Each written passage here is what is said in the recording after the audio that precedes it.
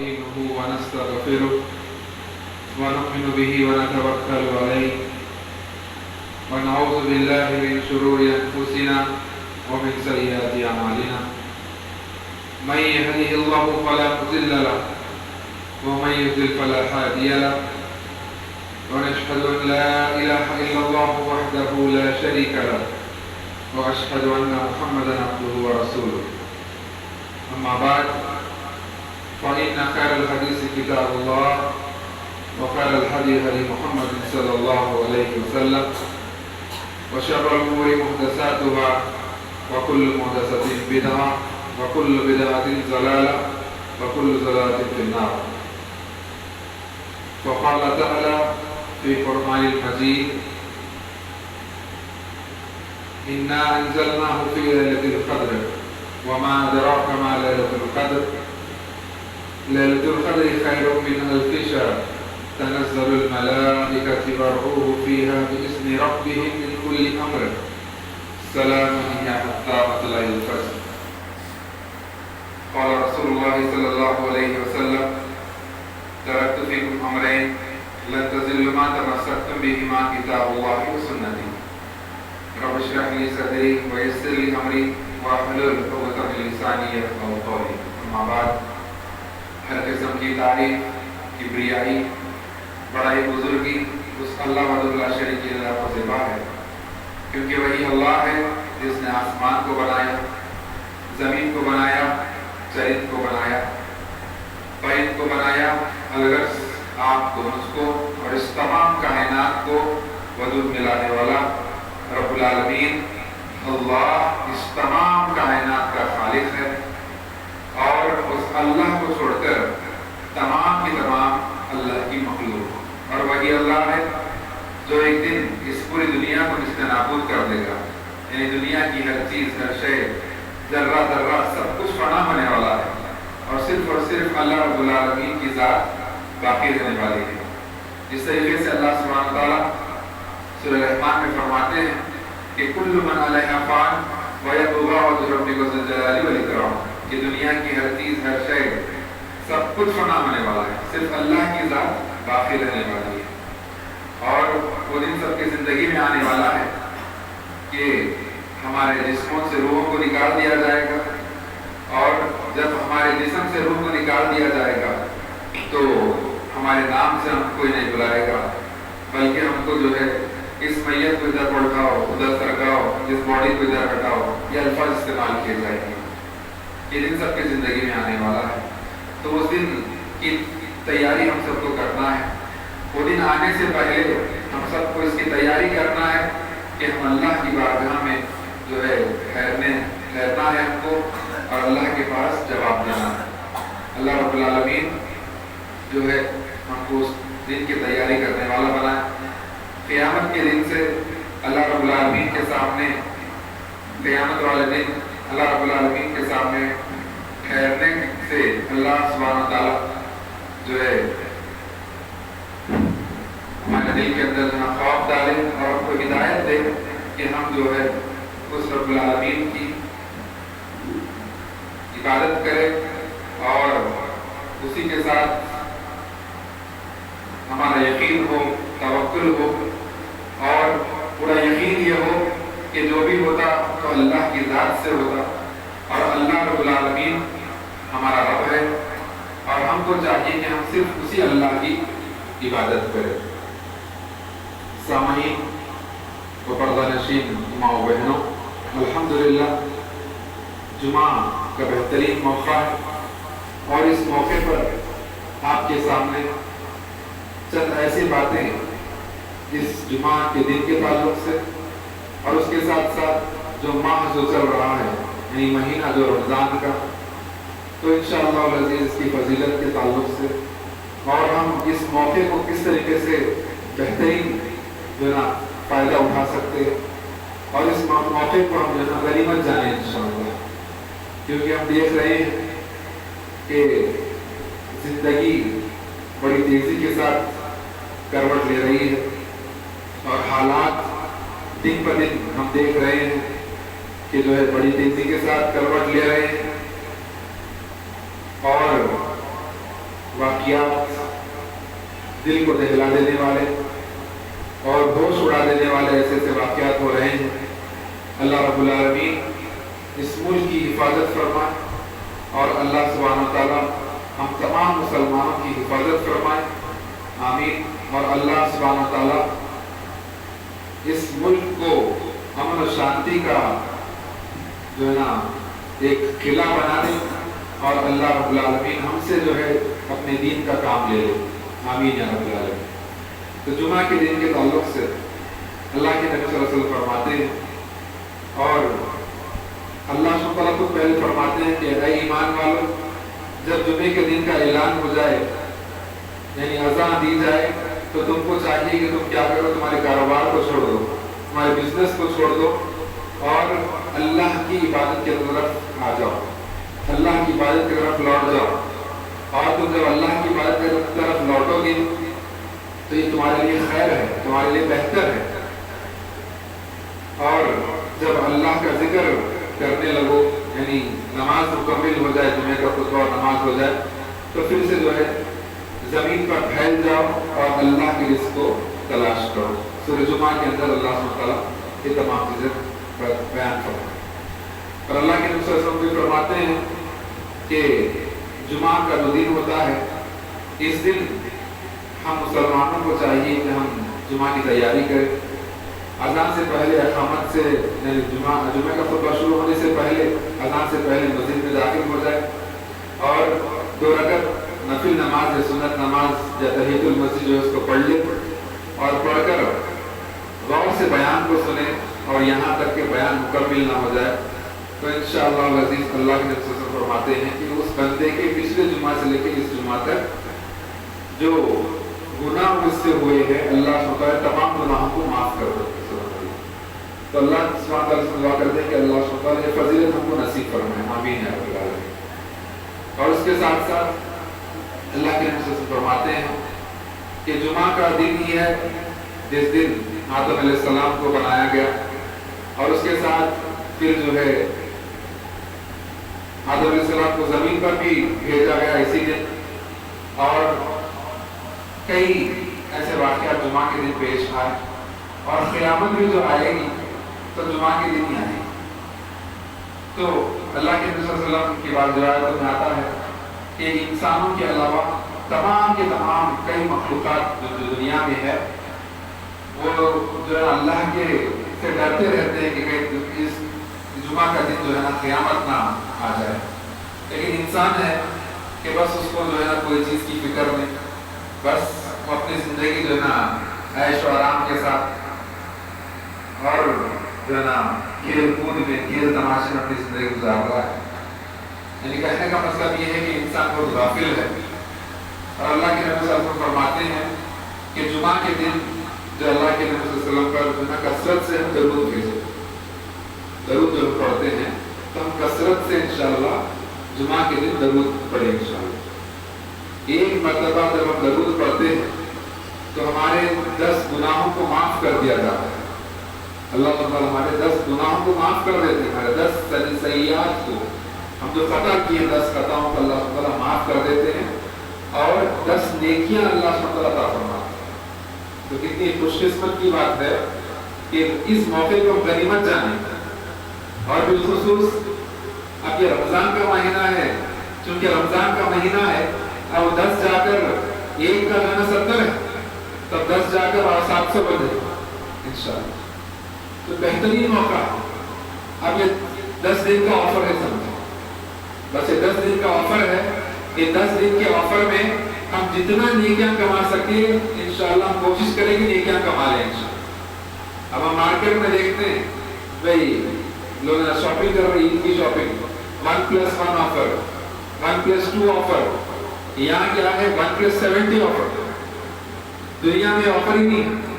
لیکن الحمدللہ اللہ سبحانہ تعالیٰ مومنوں کے لیے، مسلمانوں کے لیے آفر دے رہے ہیں، یہ موقع دے رہے ہیں کہ 10 دن جو باقی جو بچے ہوئے ہیں کم از کم اس 10 دن کو تم جو ہے نا غنیمت جانو.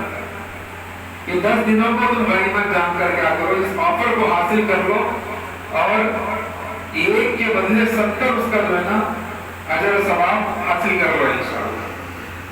اور جو 70 کا جو لفظ استعمال کیا گیا ہے اس کو ہم 70 تک ہی محدود رکھنے کی ضرورت نہیں ہے.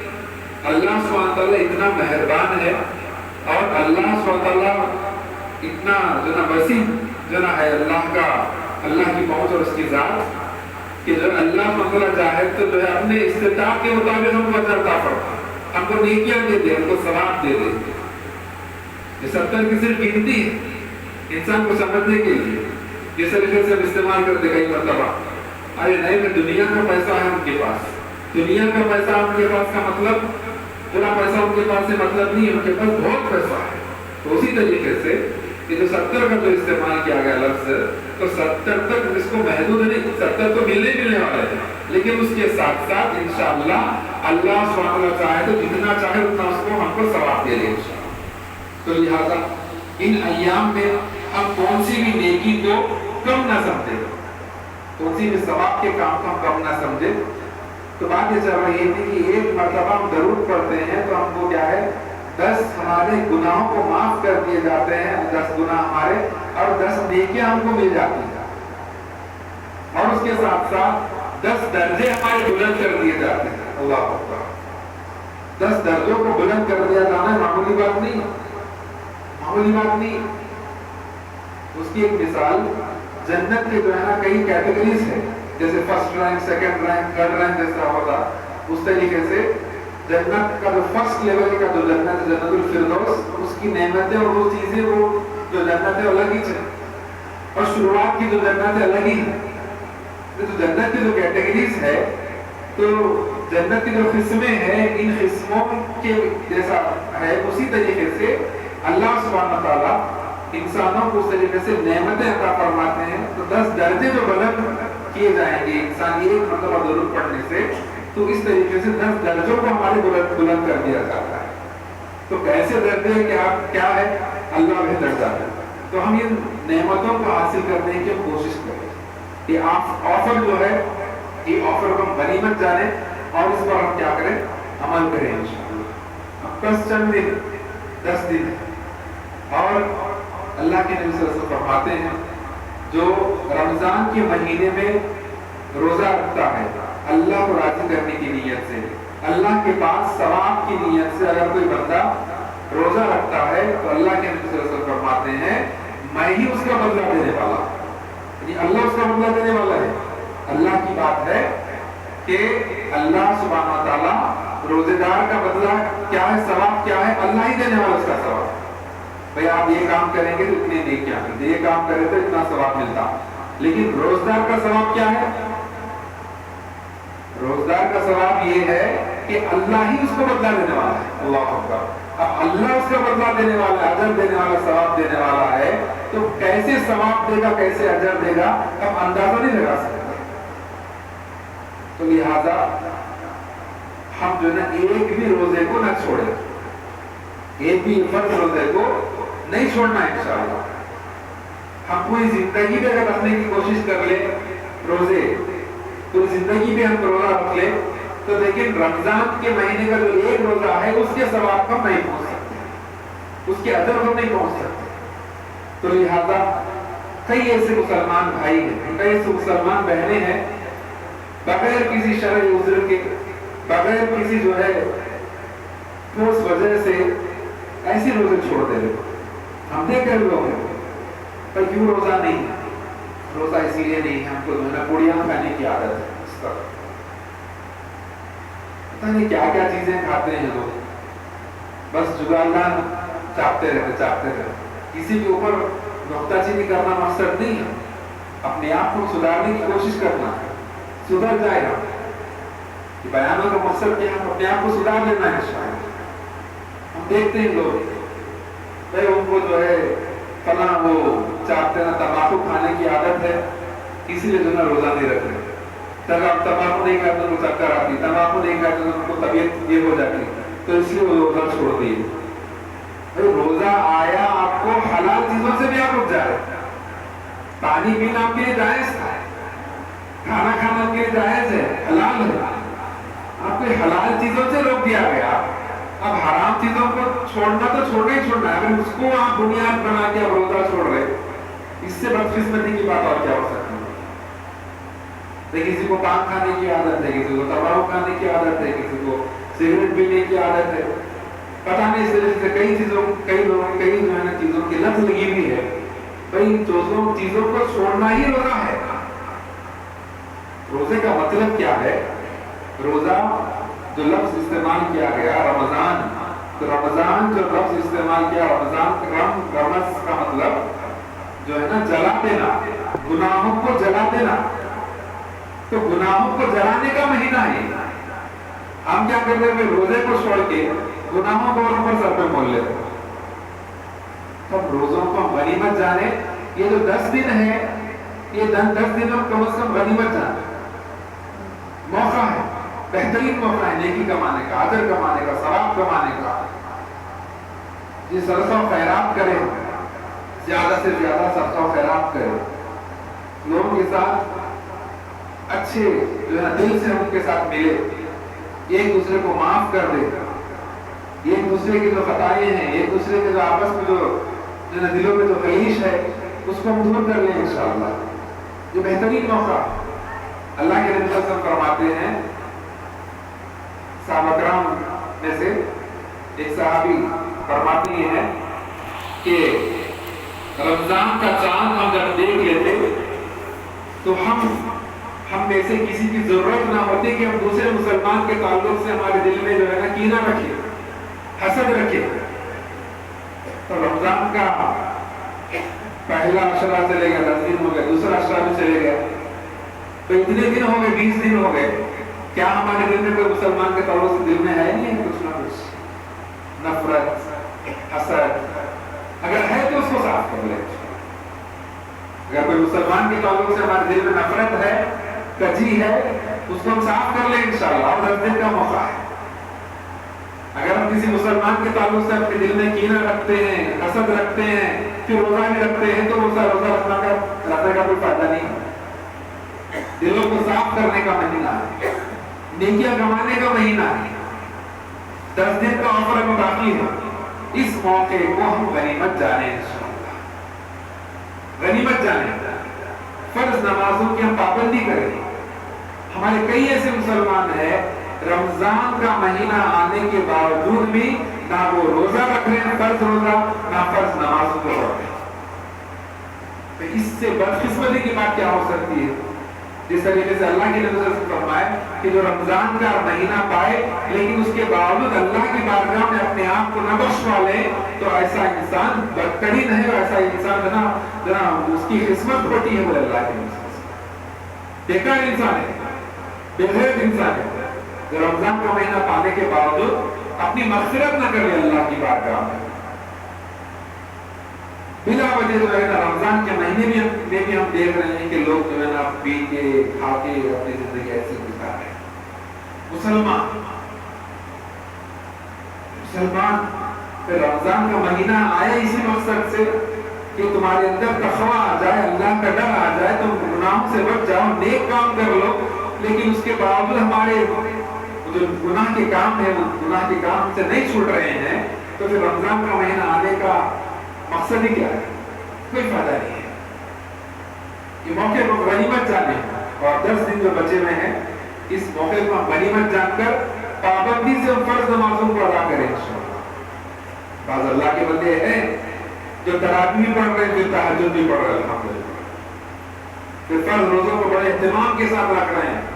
خوش قسمت ہے ایسے لوگ، فرض نمازوں کو بڑے دل کے ساتھ، خوش اور خضوع کے ساتھ اللہ کی بارگاہ میں جو ٹھہر کر نماز پڑھتے ہیں، یہاں تک کہ اللہ کی ڈر سے ان کی آنکھوں سے جو ہے آنسو جاری ہو جاتے ہیں. ایسی تو خوش قسمت لوگ ہیں.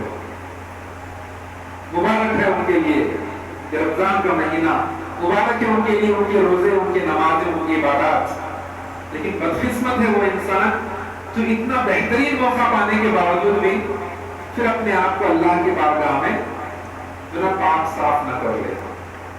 تو لہٰذا آپ ہم سب کو اس چیز کا دھیان رکھیں، خیال رکھیں کہ جو ہے نا ابھی موقع ہے ہمارے لیے، ابھی موقع ہے، 10 دن کا موقع ہے. اس موقع کو ہم غنیمت جان کر اس موقع کو ہم جو ہے نا صحیح استعمال کریں. اس موقع کو ہم ہمارے ہاتھ سے چھوڑ نہ دیں. اس موقع کو چھوڑ نہ دیں انشاءاللہ. اور اس چیز کی ہم کوشش کریں کہ رمضان کے مہینے میں ہم جو ہے کئی ہمارے مسلمان بھائی ہیں 5 وقت نمازوں کی پابندی کر رہے ہیں, فرض نمازوں کو ادا کر رہے ہیں. پھر تعجب کی بات یہ ہے کہ جیسے رمضان چلے جاتا تو جو ہے پھر نمازوں کی طرف دیکھتے نہیں, مسجد کی طرف پلٹ کے دیکھتے نہیں. ایسا نہ ہو انشاءاللہ.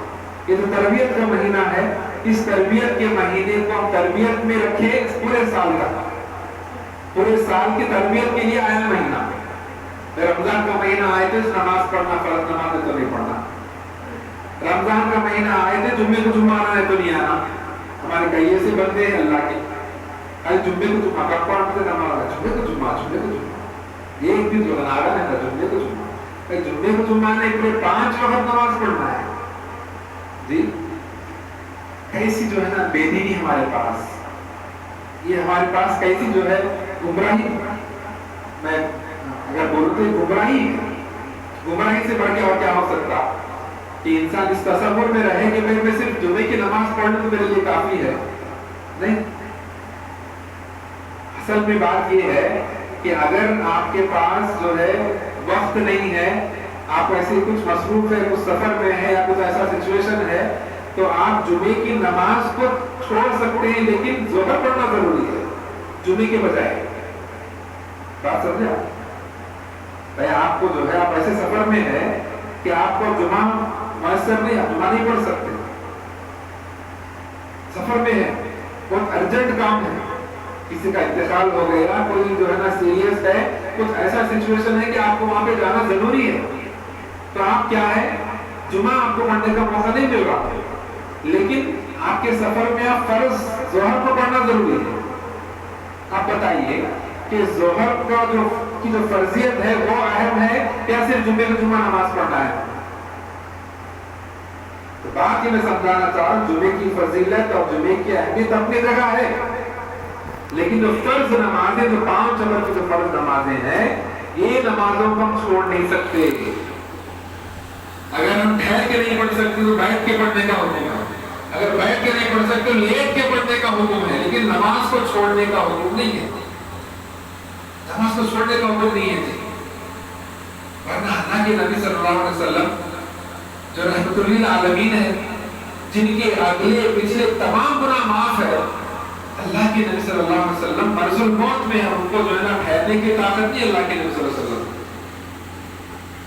جو نماز کے لیے آنے کے لیے پیروں میں جو ہے طاقت نہیں اللہ کے نبی صلی اللہ علیہ وسلم, لیکن اس کے باوجود اللہ کے نبی صلی اللہ علیہ وسلم اپنے حجرے میں سے باہر نکلتے ہیں, صحابہ کرام کے کاندھوں کے بس جو ہے اپنے ہاتھوں کو رکھ کر, پیروں کے اندر چلنے کی طاقت نہیں ہے, لیکن اللہ کے نبی صلی اللہ علیہ وسلم پیروں کو گھسیٹتے ہوئے, اللہ اکبر, پیروں کو گھسیٹتے ہوئے اللہ کے نبی صلی اللہ علیہ وسلم مسجد میں آ کر نماز پڑھتے ہیں. جی اللہ بتائے کہ ہم کیسے نمازوں کو چھوڑ سکتے ہیں, فرض نماز کو جو اللہ کے نبی صلی اللہ علیہ وسلم جو حوض کوثر ہم کو پلائیں گے تو انشاءاللہ ہم جنت میں جانے تک ہم کو پیاس نہیں لگے گی, اور جن کے دعا کرنے سے انشاءاللہ ہم جنت میں جائیں گے, ویسے نبی کبھی نماز کو نہیں چھوڑے, تو ہم کس کھیت کے مولی ہے؟ ہماری کیا حیثیت ہے, ہم کیا ہے؟ اپنے آپ کو اتنا ہم یہ سمجھتے ہیں کہ نمازوں کو ہم چھوڑ دیتے ہیں, روزہ رکھتے ہیں لیکن لوگ نماز نہیں پڑھتے. تعجب کی بات, روزہ رکھتے ہیں لیکن فرض نمازوں کو پڑھتے نہیں. یہ موقع ہے, بہترین موقع ہے نیکوں کو کمانے کا, ثواب کو کمانے کا. اس ثواب والے اور نیکی کمانے والے اس مہینے کو ہم غنیمت جانے, اور 10 دن بچے ہوئے ہیں انشاءاللہ. یہ 10 دن کم از کم جو ہے نا ہم اللہ کو راضی کرنے والے عمل کر لے, اور اللہ کے سامنے گڑ گڑائے, اللہ کے سامنے عاجزی اور انکساری کے ساتھ جھک جائے, اللہ کے سامنے, اللہ کے سامنے ہمارا دل جھکا دے انشاءاللہ. جو پتھر دل جو ہو چکا ہے گناہوں کرنے کی وجہ سے, اس پتھر دل کو ہم کیا کریں, نرم کر لیں 10 دن کے لیے. اور جس طریقے سے اللہ کے نبی فرماتے ہیں جو 10 دن جو آتے تھے آخری 10 دن, تو اللہ کے نبی صلی اللہ علیہ وسلم اپنی کمر کو کس لیتے تھے عبادت کے لیے, اللہ کی عبادت کے لیے. یہ جو 10 دن ہوتے تھے 10 دن کے لیے جو ہے اللہ کے نبی صلی اللہ علیہ وسلم ٹھہر جاتے تھے عبادت کے لیے, اور جو ہے نا کوئی جو ہے نا اس کے اندر کوتاہی نہیں کرتے، کوئی جو ہے نا کمزوری، کوئی ایسی جو ہے نا لاپرواہی نہیں کرتے اللہ کے نبی صلی اللہ علیہ وسلم. یہ 10 دن جو ہے نا کثرت سے عبادت کرتے اللہ کے نبی صلی اللہ علیہ وسلم. تو لہٰذا 10 دن انشاءاللہ تاخرات ہوئے غیر تاخرات کون سا بھی ہو، پورے 10 دن انشاءاللہ ہم اہتمام کریں گے، 10 دن جگنے کی کوشش کریں، پورے 10 دن ہم جو ہے نا تہجد پڑھنے کی کوشش کریں، اور 10 دن جو ہے نا جتنا ہو سکے اتنا ہم جو ہے نا نیک کام کریں. ہمارے یہاں تک کہ یہ تمام چیزیں اللہ کی، اللہ کا اور بندوں کے حق پر بھی ہم توجہ دیں. کئی سال ہوئے ہمارے پھپھا سے بات نہیں کرے، فون کر لیں پھپھا کیسے ہیں آپ، فون کر لیں چاچا آپ کیسے ہیں، سالوں گزر گئے، آپ سے غلطی ہمارے سے غلطی، بہرحال کچھ بھی ہوا ہوگا لیکن معاف کر دیجیے، معافی چاہے ایک دوسرے سے. بہترین موقع ہے ہمارے رشتے داروں کو ہم کال کریں، رشتے داروں سے ملے جا کر قریب رہے، اور ان کے ساتھ رشتے داری صحیح نہیں ہے تو جو ہے نا صلح کر لے، آپس میں جو ہے نا جڑ جائے انشاءاللہ. جو اللہ کی رضا کے لیے جو ہے نا رشتے داروں کو نبھاتے ہیں انشاءاللہ اللہ کے نبی صلی اللہ علیہ وسلم فرماتے ہیں ان کے لیے جنت ہے جی، ان کے لیے جنت ہے. جو ناحق کے رشتے داروں کو توڑتا ہے اس کے اوپر جنت حرام کی جاتی ہے، حرام کر دی گئی ہے. تو لہٰذا ہمارے جو معاملات ہیں، ہمارے جو آپس میں جو اختلافات ہیں، ان اختلافات کو دور کر لیں، ایک دوسرے کو سلام کریں، ایک دوسرے سے محبت سے اور شفقت سے پیش آئیں. انشاءاللہ یہ 10 دن کا موقع ہے، یہ موقع کو ہم غنیمت جانیں، یہ موقع ہمارے سے چھوٹ نہ پائیں انشاءاللہ. اور انشاءاللہ بہرحال آج پہلی تاخرات ہے تو انشاءاللہ میں بیان کے لیے آؤں گا. تو آپ تمام بھائیوں سے گزارش ہے کہ پہلی تاخرات جو آج سے شروع ہے اس کا اہتمام کریں ہم انشاءاللہ. آپ تمام بھائی کے لیے انشاءاللہ سحری کا بھی انتظام رہے گا، امید ہے ماشاءاللہ. تو بے فکر ہو کر انشاءاللہ آرام سے آئیے.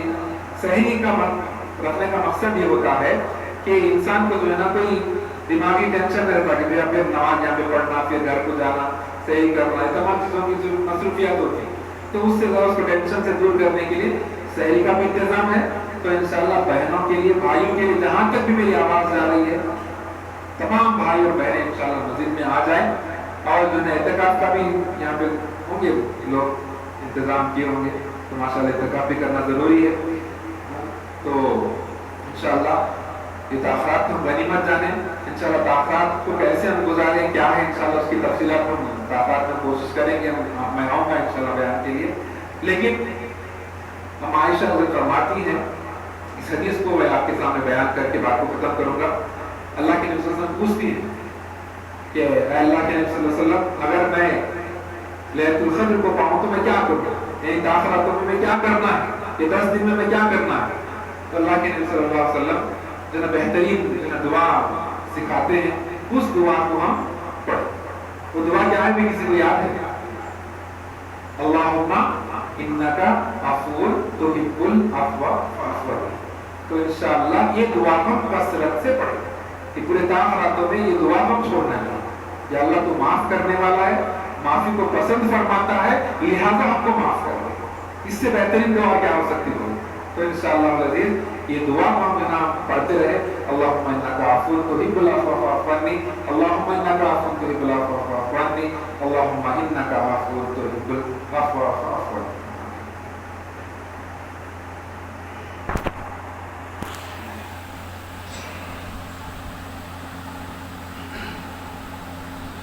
الحمد لله نحمده ونستعينه ونستغفره ونؤمن به ونتوكل عليه ونعوذ بالله من شرور انفسنا ومن سيئات اعمالنا. من يهده الله فلا مضل له ومن يضلل فلا هادي له. ونشهد ان لا اله الا الله وحده لا شريك له واشهد ان محمدا عبده ورسوله. اما بعد، اعوذ بالله من الشيطان الرجيم. بسم الله الرحمن الرحيم. ان الله وملائكته يصلون على النبي يا أيها الذين آمنوا صلوا عليه وسلموا تسليما. اللهم صل على محمد وعلى آل محمد كما صليت على إبراهيم وعلى آل إبراهيم إنك حميد مجيد. اللهم بارك على محمد وعلى آل محمد كما باركت على إبراهيم وعلى آل إبراهيم إنك حميد مجيد. اللهم إنك عفو تحب العفو فاعف عني. اللهم إنك عفو تحب العفو فاعف عني. اللهم إنك عفو تحب العفو فاعف عني. ربنا آتنا في الدنيا حسنة وفي الآخرة حسنة وقنا عذاب النار.